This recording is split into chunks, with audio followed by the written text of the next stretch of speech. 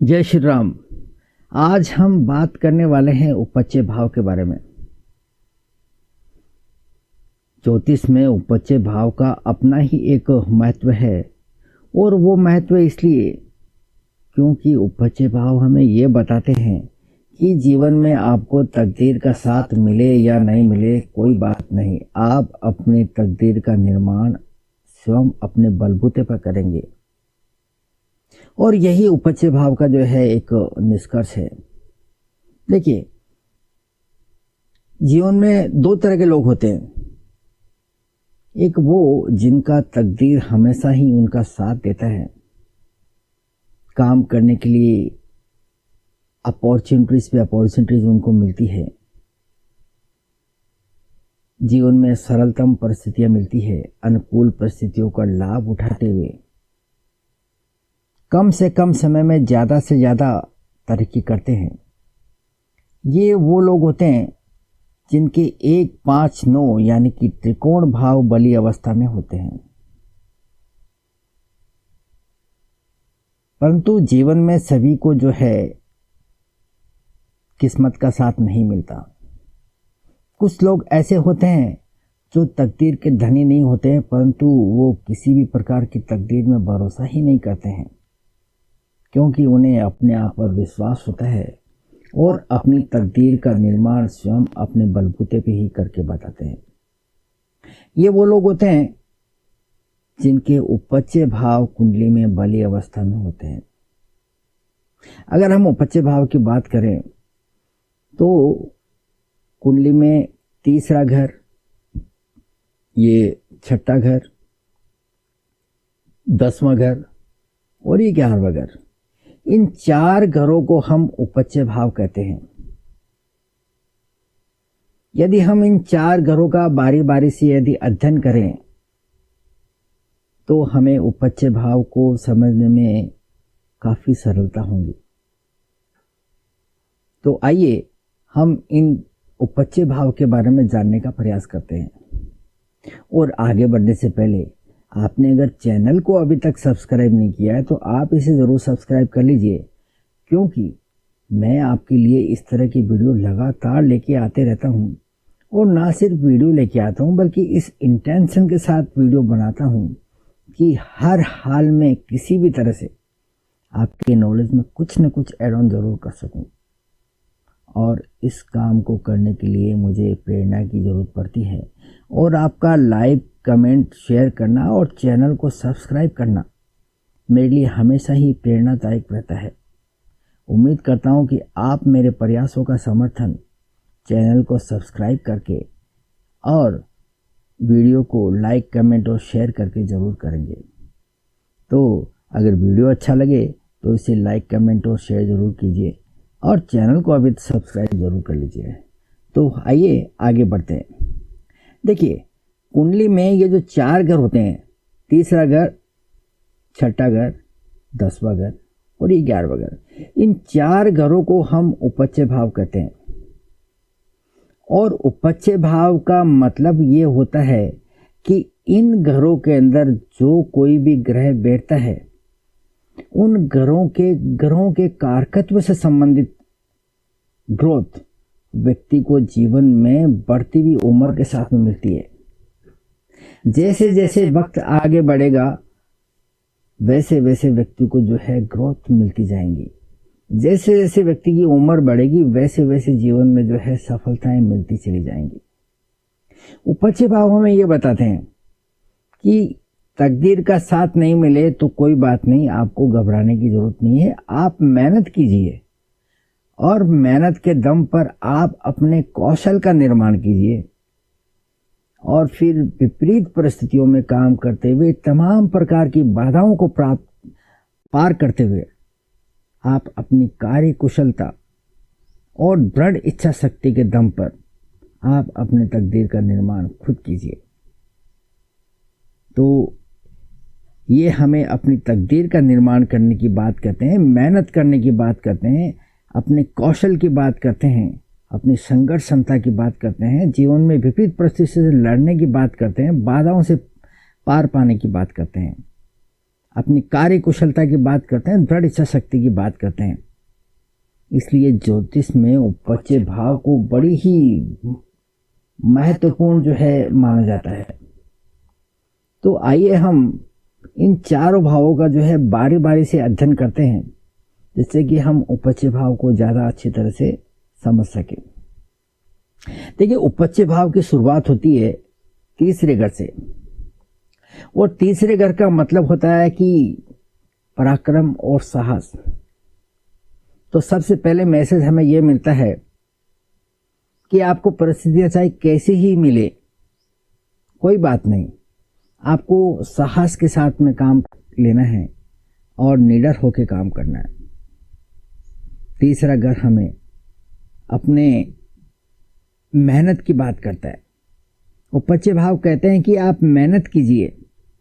अगर आप मेहनत करेंगे, लगातार मेहनत करेंगे, तो फिर आपके अंदर एक कौशल का निर्माण होगा। यही जो है तीसरे घर का सबसे ज़्यादा महत्वपूर्ण काम है। आप मेहनत कीजिए और अपने कौशल का निर्माण कीजिए। अब बात आती है कि तीसरे घर के अंदर कौन से ग्रह ज़्यादा अच्छे माने जाते हैं, क्रूर ग्रह या फिर शुभ ग्रह। हम हमेशा ही ज्योतिष में ये कहते हुए या सुनते हुए पाए जाते हैं कि शुभ ग्रह जो है हमेशा अच्छे परिणाम देते हैं, परंतु तीसरा घर और छठा घर और बाकी उपपच्य भाव भी हमें ये बताते हैं कि इन घरों के अंदर पाप ग्रह ज़्यादा अच्छे परिणाम देते हैं, क्रूर ग्रह ज़्यादा अच्छे परिणाम देते हैं। ऐसा क्यों? वो इसलिए क्योंकि क्रूर ग्रहों में संघर्ष करने की क्षमता ज़्यादा होती है, हार्ड वर्क करने की क्षमता ज़्यादा होती है। यदि उपपच्य भाव में यदि क्रूर ग्रह बैठे हों, जैसे कि सूर्य हो गया, शनि हो गया, मंगल हो गया और राहु हो गया, ये इस प्रकार के क्रूर ग्रह जब इन उपपच्य भाव में बैठते हैं तो हमें संघर्ष करने की प्रेरणा देते हैं, बाधाओं को पार करने की जो है क्षमता देते हैं, हार्ड वर्किंग करने की जो है प्रेरणा देते हैं। काम करने के लिए हमें ऊर्जा का संचार करते हैं और साथ ही साथ दृढ़ इच्छा शक्ति देते हैं। ये गुण हमें सिर्फ और सिर्फ जो है पाप ग्रह ही दे सकते हैं, क्रूर ग्रह ही दे सकते हैं। इसीलिए तीसरे, छठे, 10वें और 11वें घर में जो है क्रूर ग्रहों का होना ज़्यादा फलदायक माना गया है। अब बात करते हैं हम शुभ ग्रहों की। यदि 3, 6, 10, 11 में शुभ ग्रह हो तो फिर जो है किस प्रकार के परिणाम देंगे। देखिए, तीसरे घर के अंदर जो है शुभ ग्रह हो तो क्या होगा, व्यक्ति को चीज़ें बड़ी सरलता के साथ में मिलेगी, ज़्यादा परिश्रम नहीं करना पड़ेगा, हार्ड वर्क नहीं करना पड़ेगा, आसान सी कंडीशन के अंदर व्यक्ति को जो है चीज़ें मिलना प्राप्त होना शुरू हो जाएगी। अब आप कहेंगे कि जब चीज़ें आसानी से मिले तो फिर जो है मेहनत किस लिए करना, हार्ड वर्क किस लिए करना। शुभ ग्रह तो अच्छे हैं, हमें बड़ी आसानी के साथ में जो है चीज़ें अवेलेबल कराते हैं, परंतु नहीं, ऐसा नहीं है। उपपच्य भाव का महत्व इसीलिए है कि वो हमें विपरीत परिस्थितियों के अंदर काम करने की प्रेरणा देते हैं। जिन लोगों का तकदीर साथ में नहीं हो, वो अपने मेहनत के बदौलत जो है तकदीर का निर्माण करने की बात करते हैं।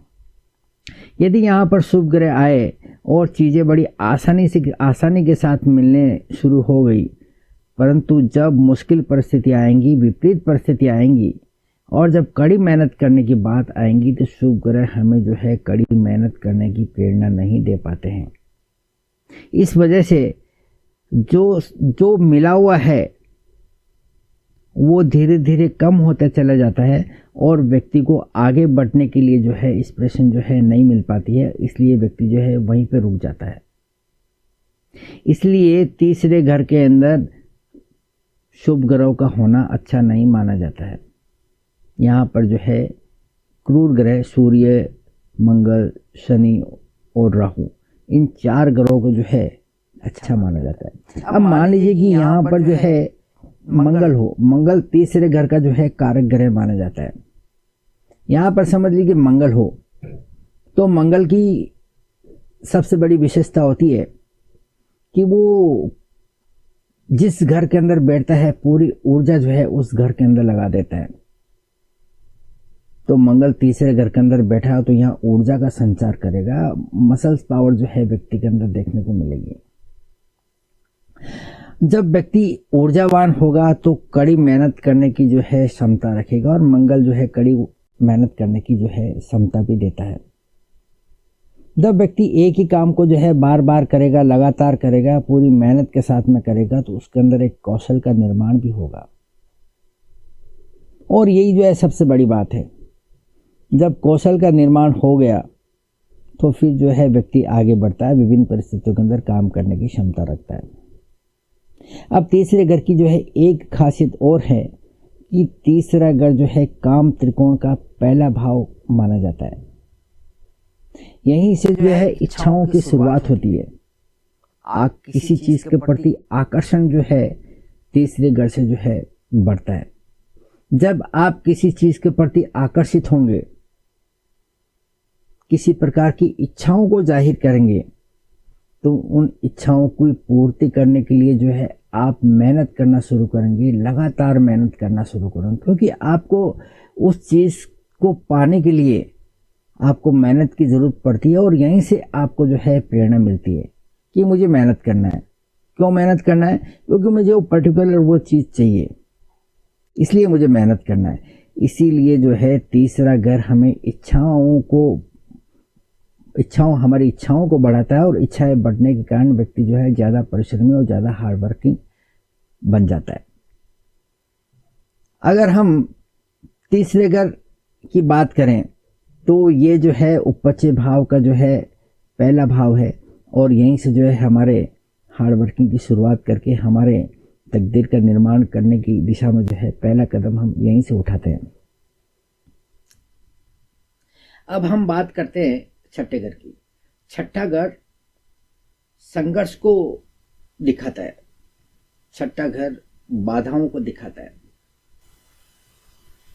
विपरीत परिस्थितियों के अंदर काम करने की क्षमता को दिखाता है। इसलिए उपपच्य भाव कहते हैं कि आप तीसरे घर से मेहनत कीजिए, हार्ड वर्किंग कीजिए और अपने कौशल का निर्माण कीजिए, और इसके बाद में आप जीवन में जितने भी संघर्ष आए उनका हिम्मत के साथ में मुकाबला कीजिए, और विपरीत परिस्थितियों से पार पाते हुए जितनी भी बाधाएं हैं उनको पार करते हुए आगे बढ़िए। तो छठा घर संघर्ष को रिप्रेजेंट करता है, छठा घर बाधाओं को रिप्रेजेंट करता है, और छठा घर विपरीत परिस्थितियों को जो है रिप्रेजेंट करता है। तो यहाँ पर जो है व्यक्ति को संघर्ष करना पड़ता है, विपरीत परिस्थितियों के अंदर काम करके दिखाना होता है। इसलिए यहाँ पर जो है क्रूर ग्रह ज़्यादा अच्छे माने जाते हैं, जैसे कि मंगल और शनि छठे घर के कारक ग्रह हैं, और सूर्य और राहु भी यहाँ पर जो है अच्छे माने जाते हैं। ये क्रूर ग्रह जो होते हैं व्यक्ति के अंदर संघर्ष करने की क्षमता प्रदान करते हैं, विपरीत परिस्थितियों के अंदर काम करने की क्षमता प्रदान करते हैं, जितनी भी बाधाएं आती है उन्हें पार करने की जो है क्षमता प्रदान करते हैं। यदि यहाँ पर छठे घर के अंदर शुभ ग्रह आ जाए, जैसे कि बृहस्पति, शुक्र या फिर चंद्र, तो इस प्रकार के ग्रह यहाँ पर व्यक्ति को संघर्ष करने से बचाते हैं, व्यक्ति को आसान परिस्थितियां देते हैं। परंतु जब उपपच्य भाव हमें आगे बढ़ने की प्रेरणा देते हैं, मेहनत की बात करते हैं, संघर्ष करने की बात करते हैं, जब व्यक्ति को संघर्ष करना पड़ जाए तो ये शुभ ग्रह हमें जो है पीछे धकेलने का काम करते हैं। क्योंकि उपपच्य भाव का मतलब यही है कि आप जो है हार्ड वर्किंग करते हुए, संघर्ष करते हुए जो है आगे बढ़ेंगे। जब ऐसी परिस्थितियों का निर्माण हो जाएगा तो शुभ ग्रह हमें संघर्ष करने की वो क्षमता प्रदान नहीं कर पाते हैं। इसलिए छठे घर के अंदर जो है पाप ग्रह ही ज़्यादा अच्छे माने जाते हैं। शुभ ग्रहों का यहाँ होने का मतलब है कि आप जो है जैसे ही आपके सामने मुश्किल परिस्थितियाँ आएंगी आप सरेंडर कर देंगे और परिस्थिति के आगे झुक जाएंगे और फिर जो है आगे नहीं बढ़ पाएंगे। तो यहाँ पर जो है पाप ग्रहों का अपना ही एक महत्व है, और खास करके मंगल जैसा ग्रह यहाँ छठे घर के अंदर हो या शनि जैसा ग्रह हो तो फिर बहुत अच्छे परिणाम देखने को मिलते हैं। छठा घर जो है एक अर्थ त्रिकोण का भाव है। अर्थ त्रिकोण का भाव होने के कारण फाइनेंशियली ग्रोथ भी जो है छठे घर के द्वारा देखी जाती है। साथ ही साथ जो है अर्थ त्रिकोण का भाव होने के कारण सांसारिक गतिविधियों में हमें किस प्रकार से जो है पार्टिसिपेट करना और इनका फायदा उठाते हुए किस तरह से हमें आगे बढ़ना है, ये अर्थ त्रिकोण का भाव होने के कारण छठे भाव से ये प्रेरणा भी हमें देखने को मिलती है। तो कुल मिलाकर जो है छठा घर है ये उपच्य भाव का एक बहुत ही महत्वपूर्ण ग्रह है, क्योंकि जब तक आप है ना, जब तक आप मेहनत करके विपरीत परिस्थितियों का सामना नहीं करेंगे, संघर्ष करने की क्षमता का प्रदर्शन नहीं करेंगे, तब तक आप आगे नहीं बढ़ सकते, क्योंकि आपको वो अपॉर्चुनिटीज नहीं मिल रही है, आपको वो कंडीशंस नहीं मिल रही है फेवरेबल, जिसके अंदर आप बड़ी आसानी से सरलता के साथ आगे बढ़ने वाले हैं। आपको परिस्थितियाँ मुश्किल ही मिलने वाली है, हार्ड कंडीशंस मिलने वाली है, उनके अंदर आपको सरवाइव करके ही आगे निकलना होता है। इसीलिए जो है यहाँ पर आपको जो है पाप ग्रहों की सहायता लेकर आपको कड़ी मेहनत और हिम्मत के साथ में जो है संघर्ष करते हुए आपको आगे बढ़ना है। अब बात करते हैं हम 10वें घर की। देखिए 10वें घर का उपच्य भाव के अंदर सबसे ज़्यादा महत्व है। वो इसलिए कि उपच्य भाव यानी कि 3, 6, 10 और 11, इन 4 भावों में से आप अगर 10वें भाव को अलग कर दें तो हमारे पास में 3 घर बचते हैं, तीसरा घर, छठा घर और 11वां घर।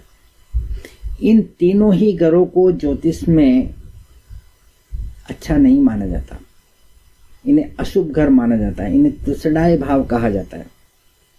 और इन 3 त्रिसडाय भावों में 3 अशुभ भावों के अंदर एक 10वां घर ऐड कर दिया जाए तो इसे हम उपच्य भाव कहने लगते हैं, यानी किसी 10वें घर का फर्क पड़ गया।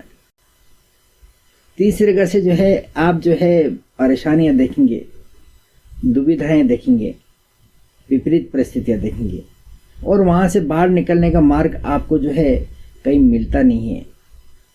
मार्ग कब मिलता है? जब उसके अंदर 10वां घर जो है ऐड हो जाए, यानी कि कर्म ऐड हो जाए, आपकी कार्य कुशलता ऐड हो जाए। जब आप अपने कर्म की बदौलत आगे बढ़ते हैं तो फिर जो है इन्हें उपच्य भाव हम कहने लगते हैं। 3, 6, 10 और 11। 10वां घर हमें कार्य कुशलता देता है, 10वां घर हमें नेम और फेम देता है, 10वां घर प्रसिद्धि देता है।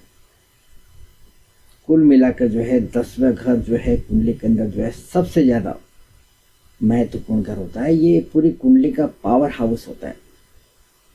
यहाँ पर हम ग्रहों की बात करें तो यहाँ पर शुभ ग्रह अगर हो तो भी अच्छे परिणाम दे सकते हैं। हमारे शास्त्रों में कहा गया है कि 10वें घर के अंदर शुभ ग्रह यदि अच्छी स्थिति में हो, बली अवस्था में हो, तो एक अम्ला नाम का राजयोग बनता है जो व्यक्ति को जो है प्रसिद्धि दिलाता है। यहाँ पर 10वें घर के अंदर शुभ ग्रह होने का मतलब है कि आप अच्छे काम करते हुए पाए जाएंगे। परंतु ये जो आज का युग है यह पैसे का बोलबाला है। आप काम कैसा भी करें, बस पैसा चाहिए, और ये इंस्पिरेशन जो है पाप ग्रह ही ज़्यादा अच्छे तरीके दे सकते हैं, जैसे मंगल, शनि, राहु और केतु। इन ग्रहों के अंदर 10वें घर के अंदर पाप ग्रहों के होने का मतलब है कि व्यक्ति के सामने कैसी ही परिस्थिति आने दो, व्यक्ति अपनी जुझारूपन की क्षमता के कारण, अपनी संघर्ष करने की क्षमता के कारण, अपनी एनर्जी लेवल के कारण, अपनी कार्य कुशलता के कारण व्यक्ति किसी भी परिस्थिति का मुंह मोड़ने के जो है काबिल रहेगा। इसलिए 10वें घर के अंदर भी जो है यदि पाप ग्रह हो तो आज के कॉन्टेक्स्ट में जो है ज्यादा अच्छे माने जाएंगे। 10वां घर एक अर्थ त्रिकोण का भाव होने के कारण ये हमें फाइनेंशियली भी सुरक्षित करता है और साथ ही साथ एक अर्थ त्रिकोण का भाव होने के कारण संसारिक गतिविधियों में किस तरह से शामिल होना है और किस तरह से उनका फायदा उठाना है, ये योग्यता भी हमें अर्थ त्रिकोण का भाव होने के कारण 10वां घर हमें देता है। अब हम बात करते हैं 11वें घर की। देखिए 11वां घर जो होता है फाइनेंस की दृष्टि से सबसे ज्यादा महत्वपूर्ण होता है। यही वो घर होता है जो हमें रेगुलर इनकम मुहैया कराता है। यही वो घर होता है हमें सभी प्रकार के लाभ दिलाता है। इसलिए आज के युग में 11वें घर का महत्व सबसे ज्यादा है, क्योंकि फाइनेंशियली पूरी तरह से सुरक्षित करने का काम जो है 11वां घर ही हमें कर सकता है। परंतु शास्त्रों की बात करें तो 11वें घर को अच्छा नहीं माना जाता, एक बुरा भाव माना गया है, क्योंकि ये हेल्थ की दृष्टि से जो है अच्छा भाव नहीं है। वो इसलिए क्योंकि 11वां घर छठे से छठा होता है, यानी कि इस 11वें घर का संबंध बीमारियों से होता है, रोग से होता है। साथ ही साथ 11वां घर जो है 12वें का 12वां भी होता है। 12वें का 12वां होने का मतलब है आपका हॉस्पिटल के ऊपर जो है ज्यादा खर्चा होगा, आपके ऊपर बंधनें आएंगी, रुकावटें आएंगी। इस कारण से जो है 11वें घर को अच्छा नहीं माना जाता। परंतु आज के युग में महत्व इस बात का है कि आपके पास में पैसा कितना है। अगर पैसा आपके पास में अच्छा है तो बाकी सभी चीज़ों से जो है कंप्रोमाइज़ किया जा सकता है। अगर पैसा नहीं है तो फिर आपके पास में कुछ भी नहीं है, क्योंकि ना तो आपको वैल्यू मिलेगी और ना ही आपको कहीं पर सम्मान मिलेगा। इसलिए 11वें घर को अच्छा बनाने के लिए आपको जो है 11वें घर के अंदर ग्रहों का होना अच्छा माना जाता है, क्योंकि 11वां घर उपपच्य हाउस का सबसे महत्वपूर्ण भाव है। ये हमें फाइनेंशियली जो है सुरक्षित करने का काम करता है। अब यहाँ पर जो है शुभ ग्रह और अशुभ ग्रह दोनों ही हमें अच्छे परिणाम दे सकते हैं। यहाँ पर शुभ ग्रह हुए तो व्यक्ति जो है अच्छे कामों से पैसा कमाता है, और यदि 11वें घर के अंदर क्रूर ग्रह हुए तो व्यक्ति पैसा कमाता है और पैसा कमाने के लिए सभी बंधनों को जो है तोड़ देता है। बस पैसा आना चाहिए, भले वो किसी भी तरह से क्यों नहीं आए। इसलिए 11वें घर के अंदर शुभ और अशुभ दोनों ही ग्रह जो है अच्छे माने जाते हैं। परंतु यदि 11वें घर को हम सेहत की दृष्टि से देखें तो 11वें घर में बैठे हुए ग्रह का संबंध यदि लगन और लगने से स्थापित हो जाए तो वो सेहत के लिए काफी हानिकारक रहता है।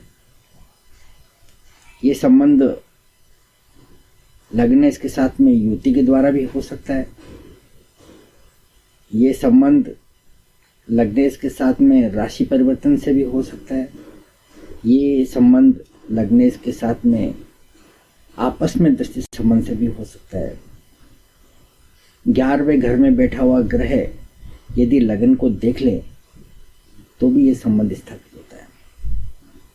तो यहाँ हमें हेल्थ की नज़र से भी जो है 11वें घर पे नज़र रखनी होगी, क्योंकि फाइनेंस है अच्छी बात है, परंतु वो सेहत की दृष्टि से कितना सुरक्षित भाव है इसके बारे में भी हमें ध्यान देना पड़ेगा।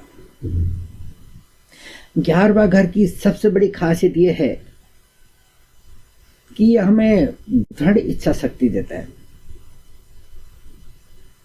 दृढ़ इच्छा शक्ति इस प्रकार की कि आप देखेंगे कि व्यक्ति के पास में कुछ भी नहीं होने के बावजूद भी व्यक्ति बड़ी बड़ी जो है इच्छाएं रखता है, कुछ पाने के लिए जो है इच्छाएं रख के फिर उनके ऊपर जो है एफर्ट लगाते हुए देखा जाता है। आप ऐसे बच्चों को भी देखेंगे जो कम उम्र के अंदर भी बड़ी बड़ी इच्छाएं जाहिर करते हुए पाए जाते हैं कि मैं ऐसा करूंगा, वैसा करूंगा, मैं नेता बनूंगा, अभिनेता बनूंगा, या फिर कोई आर्टिस्ट बनूंगा, या फिर कोई स्पोर्ट्स पर्सन बनूंगा। और व्यक्ति जो है इच्छाएं रखता है और फिर उन इच्छाओं की पूर्ति के लिए एफर्ट लगाता है, अपनी कुशलता का निर्माण करता है और संघर्ष करते हुए, विपरीत परिस्थितियों का सामना करते हुए, बाधाओं का सामना करते हुए अपनी कार्य कुशलता और दृढ़ इच्छा शक्ति के दम पर व्यक्ति ऐसा करके बताता है। वो सभी ये ऐसा तभी हो सकता है जब 11वें घर का लॉर्ड 3, 6, 10, 11 जैसे उपपच्य भाव के अंदर बैठकर बली अवस्था में हो, क्योंकि 11वां घर जो होता है ना, दृढ़ इच्छा शक्ति का घर है।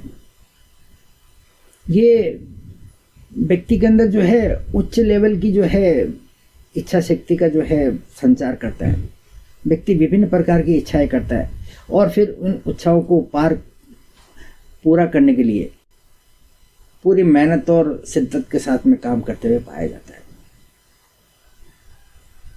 11वें घर का लॉर्ड यदि 3, 6, 10, 11 में बैठा हो और व्यक्ति बहुत ही गरीब अवस्था में हो और ऐसा व्यक्ति किसी शानदार महल नुमा घर को देखकर कहता है कि एक दिन मेरे पास में भी ऐसा ही घर होगा, ऐसी ही गाड़ी होगी, ऐसा ही जो है नौकर चाकर होंगे, लोग उस पर हंसेंगे, उसका मजाक उड़ाएंगे। परंतु ऐसा व्यक्ति जो है जीवन में एक बार उन चीज़ों को प्राप्त करके भी दिखाएगा, क्योंकि उपपच्य भाव के घर हमें ये बताते हैं कि आप जो है हार्ड वर्किंग कीजिए, अपने कौशल का निर्माण कीजिए, संघर्ष करते हुए आगे बढ़िए, अपनी कार्य कुशलता और दृढ़ इच्छा शक्ति के दम पर आप कुछ भी हासिल कर सकते हैं। जैसे जैसे समय बढ़ेगा, जैसे जैसे उम्र आगे बढ़ेगी, व्यक्ति को ग्रोथ प्राप्त होगी और जिन इच्छाओं को व्यक्ति जाहिर करता है उन इच्छाओं को पूरा करने के लिए व्यक्ति जी तोड़ प्रयास करके उन चीज़ों को प्राप्त कर ही लेगा। इसमें किसी भी प्रकार की जो है शंका नहीं होनी चाहिए। ज्योतिष में हम फ्री विल की बात करते हैं, इच्छा शक्ति की बात करते हैं। देखिए, कुंडली में 2 तरह की बातें हमें देखने को मिलती है। एक वो बातें जिन्हें हम बदल नहीं सकते, जैसे कि माता पिता, भाई बहन या कोई दूसरे रिलेशन, या फिर ऐसी बहुत सारी चीज़ें हैं जिन्हें हम बदल नहीं सकते। परंतु कुछ चीज़ें ऐसी होती है जिन्हें हम अपनी इच्छा शक्ति के द्वारा बदल भी सकते हैं और मन चाहे रिजल्ट भी प्राप्त कर सकते हैं। ये जो इच्छा शक्ति है, ये जो दृढ़ता है, ये हमें उपपच्य भाव से ही देखने को मिलती है। उपपच्य भाव हमें ये बताते हैं कि आप अपनी इच्छाओं को जाहिर कीजिए और अपनी दृढ़ इच्छा शक्ति के दम पर आप जो है मेहनत कीजिए, संघर्ष कीजिए और कार्य कुशलता के द्वारा इन चीज़ों को प्राप्त कीजिए। यह हमें उपपच्य भाव बताते हैं। इसलिए उपपच्य भाव का महत्व ज्योतिष के अंदर बहुत ज़्यादा है।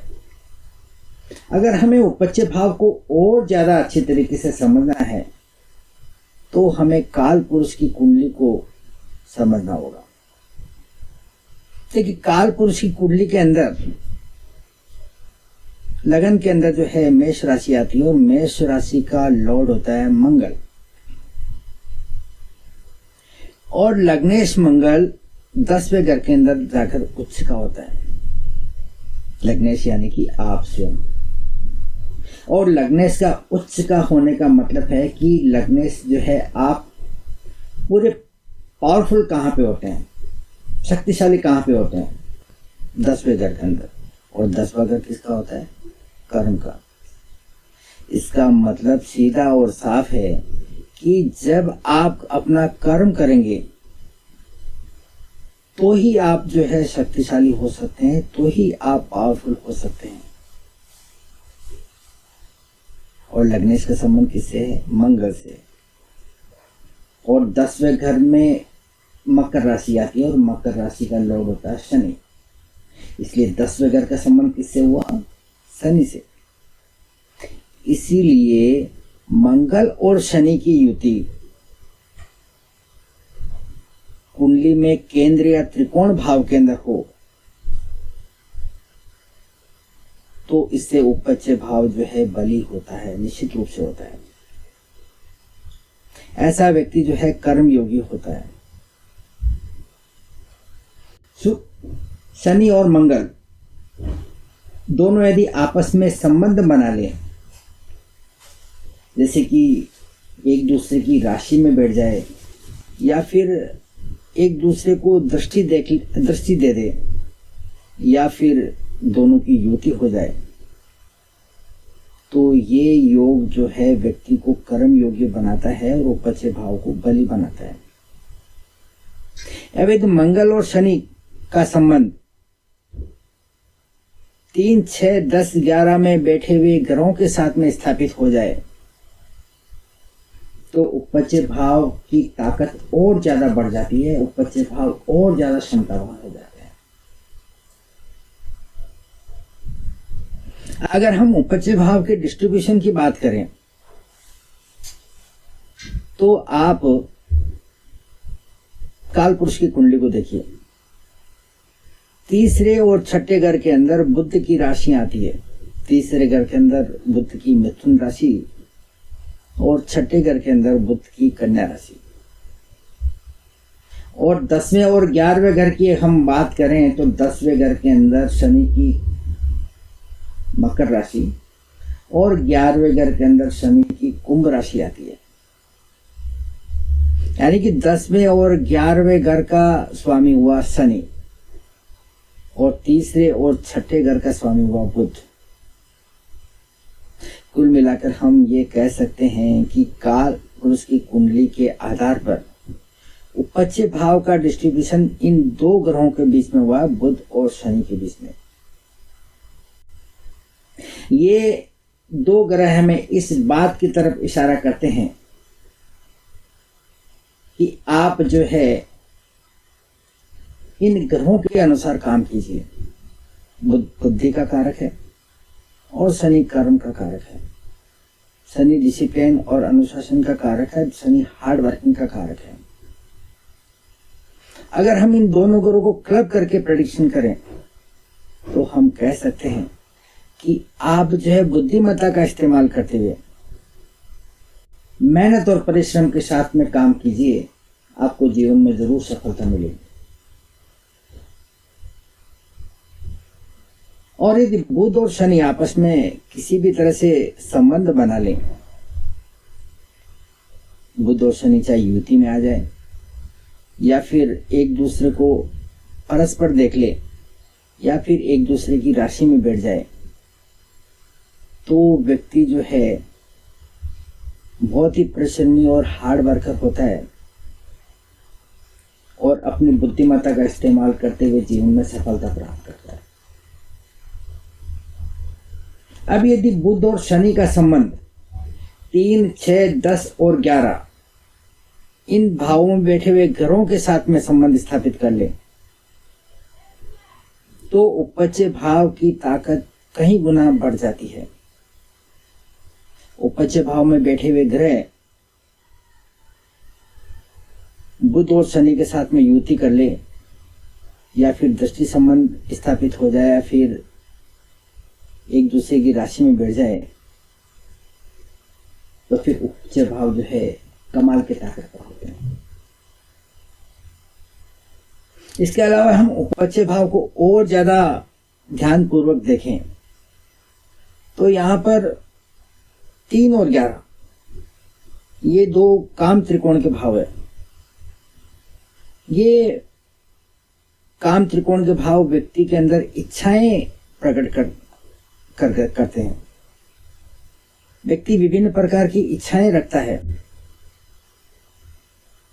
परंतु इच्छाओं को अगर प्रयास का बल मिल जाए, जो कि हमें 10वें घर से मिलता है, इच्छाओं का हमें कर्म का सहयोग मिल जाए जो हमें 10वें घर से मिलता है, तो फिर उन इच्छाओं को पूरी करने की जो है क्षमता व्यक्ति के अंदर आ जाती है। उसमें छठा घर भी मिल जाए जो कि संघर्ष का है, संघर्ष का है, विपरीत परिस्थितियों के अंदर काम करने की क्षमता का है, तो उन इच्छाओं को पूरी करने के लिए व्यक्ति किसी भी परिस्थिति से गुजरकर काम करने की हिम्मत रखता है और जीवन में सफलता प्राप्त करता है। अगर उपच्य भाव के हम छठे और 10वें घर की बात करें तो ये अर्थ त्रिकोण के भाव होते हैं, और ये अर्थ त्रिकोण के भाव हमें आर्थिक सुरक्षा दिलाने का काम करते हैं। यानी कि इन भावों में बैठे ग्रह यदि बली अवस्था में हो तो जैसे जैसे व्यक्ति की उम्र बढ़ेगी, जैसे जैसे व्यक्ति का समय आगे बढ़ेगा, व्यक्ति की फाइनेंशियली ग्रोथ होगी। साथ ही अर्थ त्रिकोण के जो भाव होते हैं वो हमें ये बताते हैं कि संसार के अंदर जितनी भी गतिविधियां होती है उनमें से किस प्रकार से जो है कार्य करके अपने फायदे के अनुसार इनका जो है उपयोग किया जा सकता है। ये ज्ञान हमें अर्थ तत्व के जो है घर ही देते हैं। इस लिहाज से 6 और 10 के अंदर बैठे हुए ग्रह यदि बली अवस्था में हो तो संसारिक गतिविधियों में किस प्रकार से जो है भाग लेना है और किस प्रकार से उनका फायदा उठाना है, ये गुण हमें छठे और 10वें घर से मिलते हैं। अब हम इसे कुंडली के माध्यम से समझने का प्रयास करते हैं कि उपच्य भाव को हमें कुंडली में किस प्रकार से देखना चाहिए। अब देखिए, ये एक कर्क लगन की कुंडली है और यहाँ पर लग्नेश चंद्र होता है और चंद्र यहाँ पर 3, 6, 10, 11 इनमें से किसी भी घर में अगर बैठ जाता है तो यहाँ पर जो है लग्नेश बली हो जाता है। हम कह सकते हैं कि ऐसा व्यक्ति अपने जीवन में जो भी काम करेगा उसे एक पहचान मिलनी शुरू होगी, उसे एक आइडेंटिटी मिलना शुरू होगी। जैसे जैसे समय बीतेगा वैसे वैसे व्यक्ति को जो है अपनी आइडेंटिटी मिलेगी और अपने कार्यों के द्वारा पहचान मिलेगी। साथ ही साथ उसके व्यक्तित्व में निखार आता चला जाएगा। अब यहाँ पे लग्नेश चंद्र तीसरे घर के अंदर बैठा हुआ है। इसका मतलब क्या हुआ? लग्नेश एक शुभ ग्रह है। शुभ ग्रह होने के कारण व्यक्ति जो है उतना ज्यादा एनर्जेटिक नहीं होगा, व्यक्ति उतना ज्यादा हार्ड वर्कर नहीं होगा। और साथ में यहाँ पे बृहस्पति की दृष्टि भी पड़ रही है, चंद्रमा शुभ है और ऊपर से जो है और ज्यादा शुभता इसके अंदर आ गई। इसलिए यहाँ पर तीसरे घर की चीजें व्यक्ति को बड़ी आसानी के साथ में मिलती चली जाएंगी, परंतु मुसीबत तब आएगी जब व्यक्ति के सामने परेशानी आएंगी, मुश्किल परिस्थिति आएंगी, तब व्यक्ति जो है उबर नहीं पाएगा, हार्ड वर्किंग नहीं कर पाएगा। पर यहाँ पर समझ लीजिए कि ये जो बृहस्पति है इसकी जगह पर यहाँ पर 9वें घर के अंदर ये मंगल बैठ गया। तो चंद्र का स्वभाव क्या होता है कि जिस ग्रह के साथ में बैठा हो उस ग्रह के कारकत्व को ग्रहण कर लेता है, उसी की तरह बिहेवियर करने लगता है। यदि शुभ ग्रहों के साथ में चंद्र है या शुभ ग्रहों के साथ में संबंध बनते हैं तो चंद्रमा शुभ हो जाता है, और अशुभ ग्रह क्रूर ग्रहों के साथ में हो तो उसके अंदर क्रूरता आ जाती है। अब यहाँ मंगल 9वें घर से चंद्र को देख रहा है तो चंद्रमा के अंदर क्रूरता आ जाती है। इस प्रकार चंद्रमा यहाँ तीसरे घर के अंदर बैठकर व्यक्ति को साहसी प्रदान करेगा और व्यक्ति को पराक्रमी बनाएगा, और साथ ही साथ जो है व्यक्ति को हार्ड वर्क करने के लिए जो है प्रेरणा देगा। तो यहाँ चंद्रमा के मंगल के प्रभाव में आने के कारण ये व्यक्ति के व्यक्तित्व में निखार लाएगा, व्यक्ति की आइडेंटिटी जो है बढ़ाएगा। अब मान लीजिए कि चंद्रमा यहाँ पर एक तीसरे घर में नहीं बैठकर छठे घर के अंदर बैठा हुआ है। अब छठे घर के अंदर यहाँ पर धनु राशि आती है और धनु राशि का लॉर्ड बृहस्पति और चंद्रमा दोनों के अंदर जो है फ्रेंडली रिलेशन है। इस प्रकार से फ्रेंडली रिलेशन होने के कारण चंद्रमा छठे घर के अंदर कंफर्टेबल है। अब चूंकि चंद्रमा यहाँ पर सूर्य की दृष्टि में है, तो पहली बात तो ये पूर्णिमा का चंद्रमा एक बलि चंद्रमा हो गया। ऊपर से सूर्य की दृष्टि आने के कारण इसके अंदर क्रूरता आ गई। इसलिए ये ऐसा चंद्रमा जो है व्यक्ति को संघर्ष करने की क्षमता देगा, व्यक्ति को विपरीत परिस्थितियों में काम कर कर आगे बढ़ने की प्रेरणा देगा। अब मान लीजिए कि ये सूर्य जो है यहाँ पर 12वें घर के अंदर नहीं बैठकर लगन में बैठ जाता है, तो यहाँ पर चंद्रमा के ऊपर किसी पाप ग्रह की दृष्टि नहीं पड़ रही है। चंद्रमा यहाँ पर जो है शुभ ग्रह की तरह काम करेगा और ऊपर से समझ लीजिए कि यहाँ पर ये बृहस्पति जो है 12वें घर के अंदर बैठ जाता है, तो क्या होगा कि चंद्रमा जो है पहले से ही शुभ ग्रह, इसके अंदर और शुभता आ जाएगी। ये व्यक्ति को जो है हार्ड वर्किंग नहीं करवा पाएगा, ये व्यक्ति के अंदर संघर्ष करने की क्षमता का निर्माण नहीं कर पाएगा। जब भी व्यक्ति के सामने मुश्किल परिस्थिति आएगी, व्यक्ति अपने आप को सरेंडर कर देगा और व्यक्ति आगे नहीं बढ़ पाएगा। अब चंद्रमा मान लीजिए कि यहाँ पर 10वें घर के अंदर बैठ जाता है, तो यहाँ पर चंद्रमा के साथ में एक शनि ग्रह भी बैठा हुआ है जो कि क्रूर ग्रह है। तो चंद्रमा क्रूर ग्रह की तरह बिहेवियर करेगा और साथ में जो है मंगल की मेष राशि आती है जो कि फ्रेंडली साइन है। इस प्रकार से 10वें घर के अंदर चंद्रमा व्यक्ति के अंदर ऊर्जा का संचार करेगा, व्यक्ति के अंदर कार्य सक्षमता देगा, व्यक्ति को जो है जुझारूपन देगा। व्यक्ति किसी भी परिस्थिति के अंदर, किसी भी कंपटीशन के अंदर निखर कर सामने आएगा और व्यक्ति की आइडेंटिटी प्रूव होगी, व्यक्ति के अंदर व्यक्तित्व का जो है निखार आएगा। अब यहाँ पर हम बात करते हैं 11वें घर की। 11वें घर के अंदर यदि लग्नेश बैठा हो तो यहाँ पर जो है व्यक्ति की इनकम ऑफ सोर्स के कारण व्यक्ति की जो है आइडेंटिटी बढ़ेगी, व्यक्ति की व्यक्तित्व में निखार आएगा। यहाँ पर शुभ ग्रह हो या अशुभ ग्रह हो इसका ज़्यादा फर्क नहीं पड़ता। शुभ ग्रह भी जो है यहाँ पर अच्छे परिणाम देंगे और पाप ग्रह भी जो है यहाँ पर अच्छे परिणाम ही देंगे।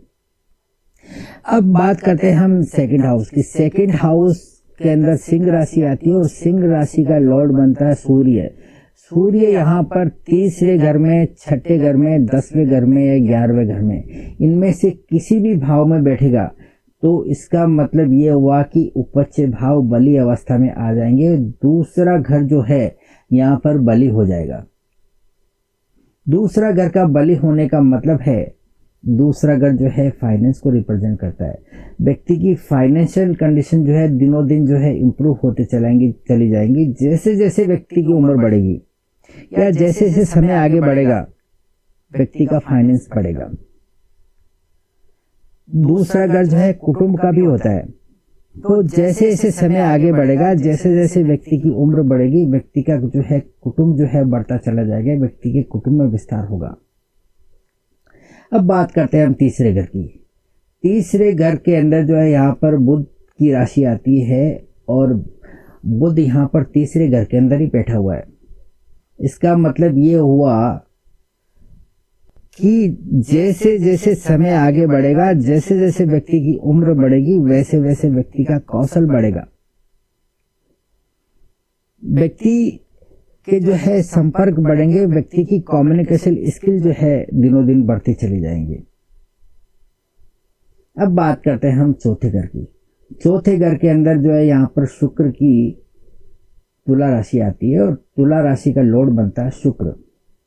शुक्र यहाँ पर तीसरे घर में, छठे घर में, 10वें घर में या 11वें घर में, इनमें से किसी भी घर में बैठेगा तो चौथे घर की चीजें जो है इंप्रूव होती चली जाएंगी। चौथे घर का संबंध जो है सभी प्रकार के सुखों से है। तो मान लीजिए कि यहाँ पर शुक्र जो है 11वें घर के अंदर बैठा हुआ है, तो इसका मतलब क्या हुआ कि एक उपपच्य भाव के अंदर चौथा घर का अधिपति बैठा हुआ है, इसका मतलब ये हुआ कि जैसे जैसे समय आगे बढ़ेगा वैसे वैसे व्यक्ति का कंफर्ट लेवल बढ़ता जाएगा, व्यक्ति के सुख साधन जो है दिनों दिन बढ़ते चले जाएंगे। अब हम बात करते हैं पांचवें घर की।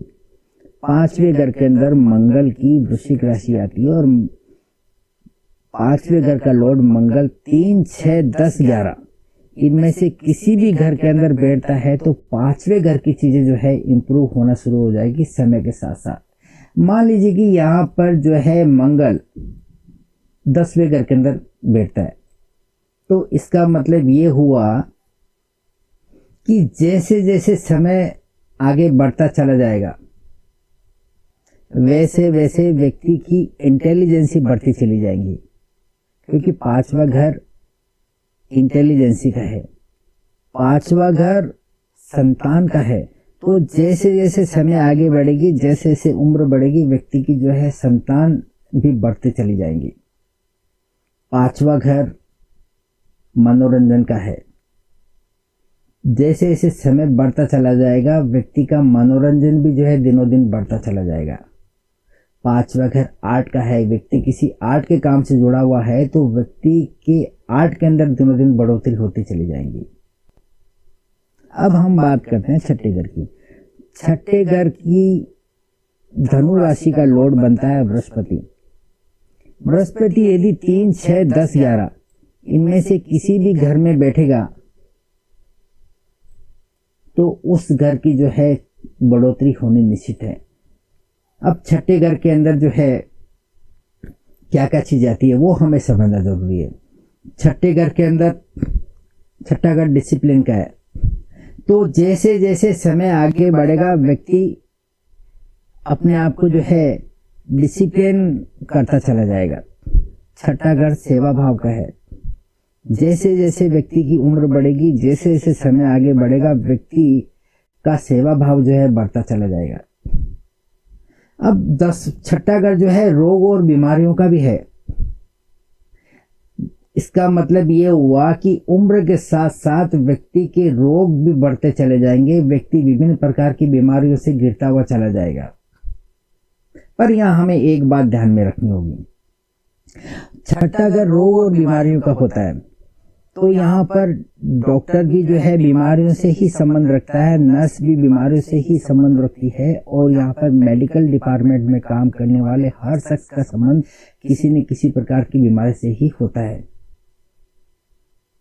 तो यहाँ पर समझ लीजिए कोई व्यक्ति जो है छठे घर का स्वामी 3, 6, 10, 11 में बैठा है, ऐसा व्यक्ति किसी कोई डॉक्टर है या नर्स है, तो व्यक्ति की जैसे जैसे उम्र बढ़ेगी, जैसे जैसे समय आगे बढ़ता चला जाएगा, व्यक्ति अपने प्रोफेशन के अंदर जो है आगे बढ़ता चला जाएगा, उसके अंदर उसकी ग्रोथ मिलनी शुरू हो जाएगी, व्यक्ति की प्रगति होनी शुरू हो जाएगी। और व्यक्ति की जहाँ तक बीमारियों का सवाल है, बीमारियों का प्रकोप भी व्यक्ति के अंदर कम हो जाएगा। अब छठा घर जो है लड़ाई झगड़े और टंटों का होता है और वकील का काम भी जो है इन्हीं चीज़ों से जो है पड़ता है। यदि कोई व्यक्ति वकालत कर रहा है और छठे घर का लॉर्ड यदि 3, 6, 10, 11 में बैठता है तो दिनों दिन उसकी जो है प्रगति होती चली जाएंगी और व्यक्ति के जीवन में भी जो है ये तकलीफें जो है कम हो जाएंगी। इस प्रकार से छठे घर की चीजें की ग्रोथ मिलनी शुरू हो जाएगी अगर छठे घर का स्वामी 3, 6, 10, 11 भाव के अंदर बैठा हो। छठा घर हमारे फाइनेंस का भी होता है। हम जो भी काम करते हैं उस काम के बदले जो हमें हमारा कस्टमर पैसा देता है वो हम छठे घर से ही देखते हैं। छठे घर का स्वामी यदि 3, 6, 10, 11 में बैठता है तो हमारी जो इनकम के रिसोर्सेज है वो बढ़ते चले जाएंगे, क्योंकि हमें कस्टमर बड़ी आसानी से जो है पैसा देना शुरू करेगा और इससे जो है हमारे फाइनेंस जो है मजबूत होगा। अब हम बात करते हैं सातवें घर की। सातवें घर का स्वामी यदि 3, 6, 10, 11 में बैठता है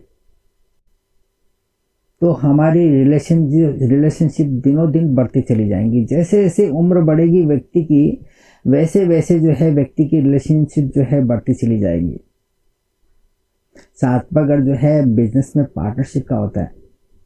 सातवां घर हमारे बिजनेस का होता है। सातवां घर हमारे डेली के इंटरेक्शन का होता है। तो जैसे जैसे समय आगे बढ़ता चला जाएगा, जैसे जैसे व्यक्ति की उम्र बढ़ेगी, व्यक्ति की जो है पार्टनरशिप में ग्रोथ आएगी, व्यक्ति के बिजनेस में जो है ग्रोथ आएगी, व्यक्ति के जो संपर्क सूत्र जो है दिनों दिन बढ़ते चले जाएंगे।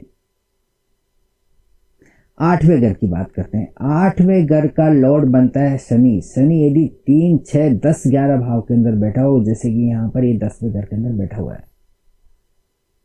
आठवें घर का संबंध जो है अनवांटेड प्रॉब्लम से आती है। जैसे जैसे समय बढ़ेगा वैसे वैसे व्यक्ति के जीवन में अनवांटेड प्रॉब्लम आनी शुरू हो जाएगी।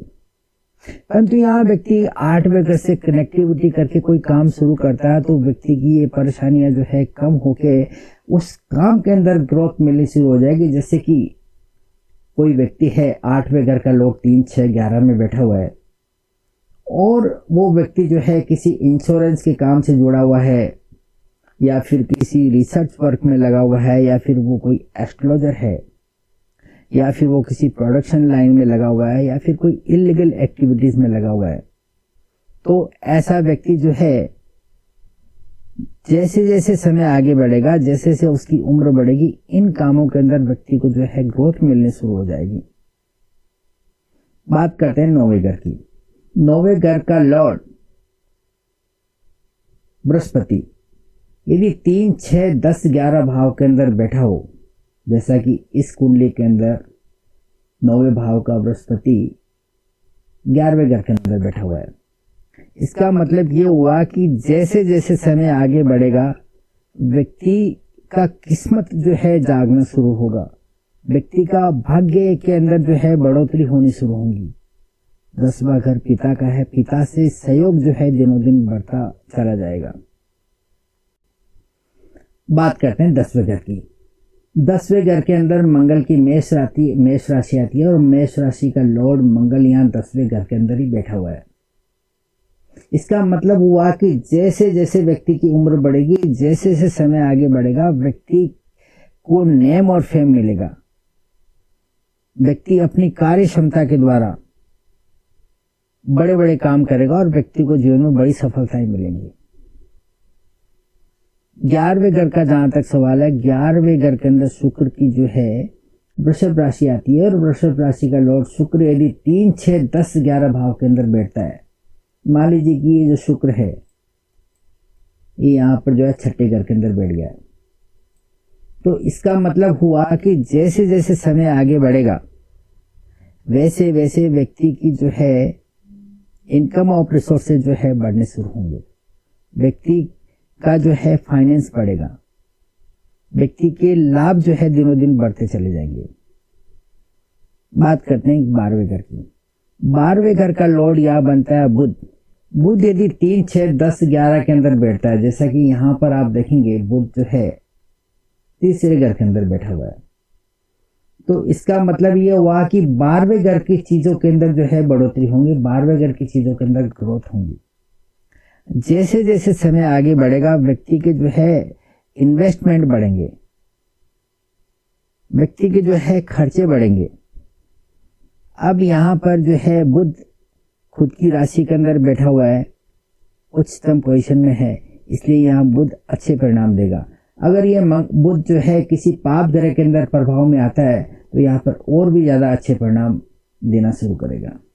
तो इस प्रकार से जो है हमने देखा कि 1 से लगाकर 12 भाव तक के स्वामी यदि 3, 6, 10, 11 में बैठते हैं तो किस प्रकार से जो है हमें परिणाम दे सकते हैं। कभी कभी क्या होता है कि लगन कुंडली के अंदर 3, 6, 10, 11 जैसे उपच्चय भाव में कोई ग्रह देखने को नहीं मिलता है, परंतु व्यक्ति जो है काफी हार्ड वर्कर होता है, परिश्रमी होता है और उसके अंदर विपरीत परिस्थिति से जूझने की क्षमता भी पाई जाती है। व्यक्ति कार्य कुशल भी होता है और व्यक्ति के अंदर दृढ़ इच्छा शक्ति भी अच्छी पाई जाती है। ऐसी कंडीशन में आप लगन कुंडली के साथ साथ आप चंद्र कुंडली को भी देखिए तो आप पाएंगे कि चंद्र कुंडली के 3, 6, 10, 11 भाव के अंदर बैठे हुए ग्रह बली अवस्था में पाए जाएंगे। ऐसी कंडीशन में आपको जो है चंद्र कुंडली के ऊपर ज़्यादा फोकस करना चाहिए और उसी के आधार पर आपको जो है प्रेडिक्शन करेंगे, आप अपना इंटरप्रिटेशन करेंगे तो इंटरप्रिटेशन का लेवल जो है आपका एक्यूरेसी के लेवल पर काफ़ी सटीक जाएगा। तो ये था हमारा एक प्रयास जिसमें हमने उपपच्य भाव के बारे में जानने का प्रयास किया कि उपपच्य भाव क्या होते हैं और ये किस प्रकार से जो है हमें फल देते हैं। देखिए, उपपच्य भाव का सीधा सीधा मतलब यही है, हम अगर इसका निष्कर्ष निकालें तो उपपच्य भाव हमें ये कहते हैं कि आप जो है चाहे कितनी भी मुश्किल परिस्थिति आए, आपको डटे रहना है, हिम्मत नहीं हारना है, कठोर परिश्रम करना है और कठोर परिश्रम करते हुए अपने कौशल का निर्माण करना है। साथ ही साथ जो है परिस्थितियां कैसी भी आए, आपको विपरीत हालातों में जो है मुकाबला करते हुए, बाधाओं को पार करते हुए आपको अपना कर्म करते रहना है। यदि आप लगातार कर्म करते हैं, अपने पोटेंशियल के ऊपर कायम रहते हैं, तो अपनी दृढ़ इच्छा शक्ति के दम पर एक न एक दिन आपको सफलता जरूर मिलेगी। इसमें आपको जो है कोई भी नहीं रोक सकता। यानी कि जीवन में कर्म की प्रधानता जो है सर्वोपरि है। यदि आप मेहनत और ईमानदारी के साथ में लगातार कर्म करते चले जाएंगे तो आपको जो है सफलता मिलना निश्चित है। यही जो है उपपच्य भाव का जो है मेन उद्देश्य है। अब यहाँ पर आपको सफलता मिलती है, वो एक उम्र के बाद मिलती है, एक समय बीत जाने के बाद में मिलती है। और अमूमन जो है ये उम्र 34, 35 या 36 साल के पास आती है तो व्यक्ति को जो है इस प्रकार की सफलताएं मिलनी शुरू होती है। जैसे ही व्यक्ति इस उम्र को क्रॉस करता है, व्यक्ति को अपने कार्यों के द्वारा, अपने मेहनत के कारण ग्रोथ मिलनी शुरू होती है और जो उसकी इच्छाएं होती है, जिस उद्देश्य के साथ में व्यक्ति प्रयत्न करता है, उसमें जो है व्यक्ति को सफलताएं मिलनी शुरू होती है। तो इस वीडियो के माध्यम से हमने ये समझने का प्रयास किया कि उपपच्य भाव क्या होते हैं और ये किस प्रकार से काम करते हैं, किस प्रकार का ये प्रभाव छोड़ते हैं, इस प्रभाव को हम किस तरह से जो है पढ़ सकते हैं, किस प्रकार से इंटरप्रेट कर सकते हैं, इन्हें कुंडली में अप्लाई करके हमें किस प्रकार से इंटरप्रेट करना है, इन सब चीज़ों को हमने इस वीडियो के अंदर जाना और समझा। ये वीडियो हमारे नेक्स्ट एपिसोड के अंदर कंटिन्यू रहेगा। इसका मैं नेक्स्ट पार्ट जो है लेकर आऊँगा। उस पार्ट के अंदर हम ये समझने का प्रयास करेंगे कि इन उपपच्य भाव के सूत्रों को किस प्रकार से हमें कुंडली के अंदर अप्लाई करना है और कुछ सफल व्यक्तियों की कुंडलियां मैं आपके लिए लेकर आऊँगा। उनके माध्यम से समझाने का प्रयास करूँगा कि उपपच्य भाव के द्वारा किस प्रकार से उन लोगों ने जो है सफलताएं हासिल की। उम्मीद करता हूं कि ये वीडियो आपको अच्छा लगा होगा। अगर ये वीडियो आपको अच्छा लगा तो इसे लाइक, कमेंट और शेयर करना मत भूलिए और ज़्यादा से ज़्यादा कमेंट कीजिए, हौसला अफजाई कीजिए, मेरे प्रयासों का समर्थन कीजिए और चैनल को अभी तक सब्सक्राइब नहीं किया है तो आप इसे सब्सक्राइब जरूर कर लीजिए। तो मिलते हैं अगली वीडियो में इसी जानकारी को